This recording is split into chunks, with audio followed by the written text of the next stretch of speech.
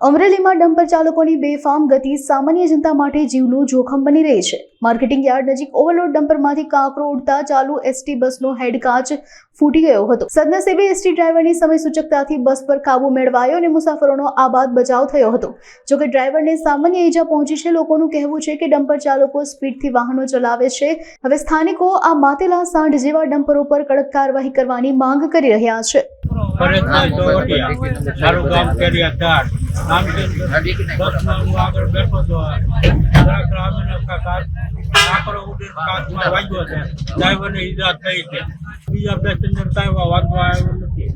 કેમાંથી ઉડ્યો કાંકરો?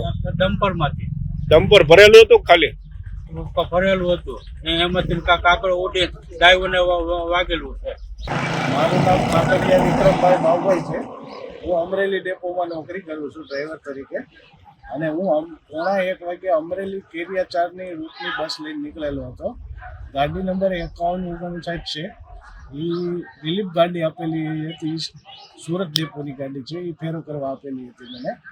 એમાં હું ગાડી લઈને જતો હતો અમરેલી નવા યાર્ડ પાસે, સામેથી ડમ્પર આવતું હતું, એમાંથી જોટામાંથી અથવા એના ઠાઠામાંથી પથ્થર ઉડેલો અને મારા હેડપાસ ઉપર લાગેલો અને ધડાકો બોલેલો। ત્યાં ધડાકો બોલ્યો એટલે મને કંઈ ખબર ના રહી કે ભાઈ શું થયું। ત્યાં થોડી વારમાં કાચ, આખો હેડ કાચ મારી ઉપર પડેલો, 2 જગ્યાએ લાગેલું છે મને, અને આમાં મારી કોઈ ભૂલ નથી, અને પેસેન્જરને કોઈ ઈજા થયેલી નથી કોઈ પણ।